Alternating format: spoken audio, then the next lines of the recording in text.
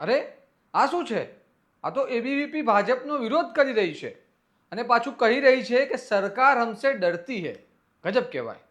ભાવનગરમાં એબીવીપી દ્વારા સરકારનો વિરોધ કરવામાં આવ્યો કારણ કે સરકાર યુનિવર્સિટીના એડમિશન માટે જીકાસ પોર્ટલની નવી પદ્ધતિ લાવી છે અને આના કારણે વિદ્યાર્થીઓને હાલાકી પડી રહી છે. એબીવીપીના નેતાઓ તો ત્યાં સુધી કહે છે કે સરકાર લૂંટી રહી છે અને શિક્ષણ ખૂબ જ મોંઘું બની ગયું છે. લો, આ તો ભાજપની જ વિદ્યાર્થી પાક કહેવાતી એબીવીપી જ કહી રહી છે કે સરકાર લૂંટી રહી છે. શું છે સમગ્ર મામલો? આવો વિગતે વાત કરીએ આ અહેવાલમાં. નમસ્કાર, હું છું ચિરાગ વર્ષાબેન. આપ જોઈ રહ્યા છો સ્વમાન. ગુજરાતમાં હાલ છેલ્લા 3 દાયકાથી ભાજપનું શાસન છે અને શિક્ષણ ક્ષેત્રે ભાજપની સરકાર દ્વારા ખૂબ જ ઉમદા કામગીરી કરવામાં આવી છે તેવું ભાજપ કહે છે. પરંતુ એવું કેવું ઉમદા કાર્ય છે કે ભાજપ પોતાની જ વિદ્યાર્થી પાંખ કહેવાતી એબીવીપીને નથી સમજાવી શકી અને ભાવનગર એબીવીપીના નેતાઓ કહે છે કે સરકાર લૂંટી રહી છે.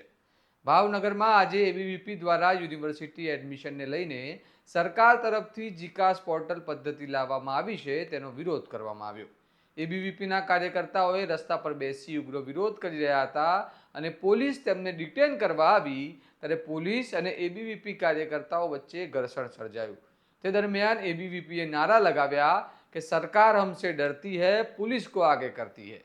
આ નવાઈની વાત હતી કારણ કે હવે ભાજપ સરકાર તેમના જ વિદ્યાર્થી નેતાઓથી ડરવા લાગી છે.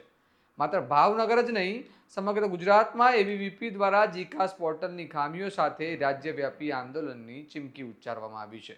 એબીવીપીના જણાવ્યા મુજબ જીકાસ પોર્ટલમાં ઘણી ટેકનિકલ ખામીઓ છે જેના કારણે વિદ્યાર્થીઓને એડમિશન માટે તકલીફ પડે છે.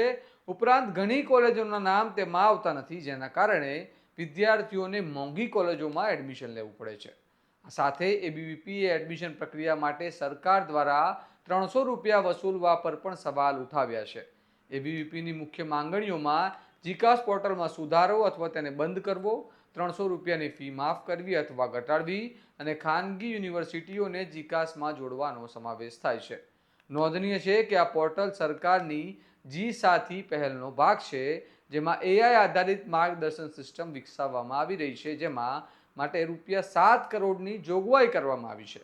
પરંતુ એબીવીપીના જણાવ્યા મુજબ આ પોર્ટલ 2024માં શરૂ થયું ત્યારથી અનેક ટેકનિકલ ખામીઓથી ગ્રસ્ત છે અને 2025માં પણ પોર્ટલમાં ફેરફાર કરવામાં આવ્યો હતો પરંતુ સમસ્યાઓ યથાવત છે. સાંભળો એબીવીપીના એક આગેવાન શું કહી રહ્યા છે.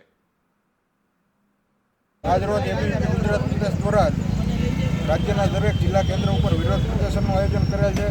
આ વિરોધ પ્રદર્શનની શરૂઆત છે આગળના દિવસોમાં ઉગ્રથી ઉગ્ર એબીવીપી બની પ્રદેશભરમાં ખૂબ જ ઉગ્રતાથી આંદોલન કરશે અને તીવ્ર ગતિથી આંદોલન ચલાવશે. આંદોલન શેના વિષય માટે?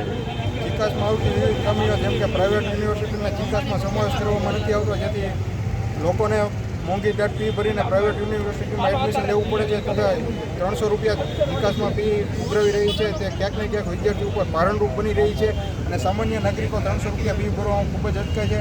ઘણી સરકારી કોલેજની ફી માત્ર ને માત્ર નિઃશુલ્ક હોય છે ક્યારેક 30-40 રૂપિયા બહેનોને ભણાવવામાં આવતા હોય છે.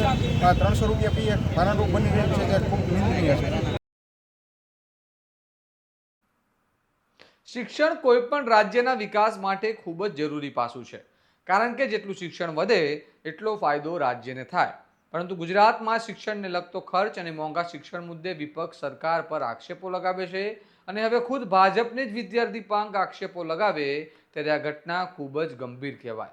હવે જોવાનું રહ્યું કે ભાજપ સરકાર પર કરેલા એબીવીપીના પ્રહાર પર ભાજપ શું પ્રતિક્રિયા આપે છે અને શું નિર્ણય લે છે. તમે શું માનો છો? શું સરકાર એબીવીપીની માંગણીઓ માનશે? અમને કમેન્ટ કરીને જણાવો અને આ પ્રકારના વિશ્લેષણાત્મક સમાચાર માટે સ્વમાનને લાઇક, શેર અને સબસ્ક્રાઇબ કરવાનું ભૂલતા નહીં. નમસ્કાર.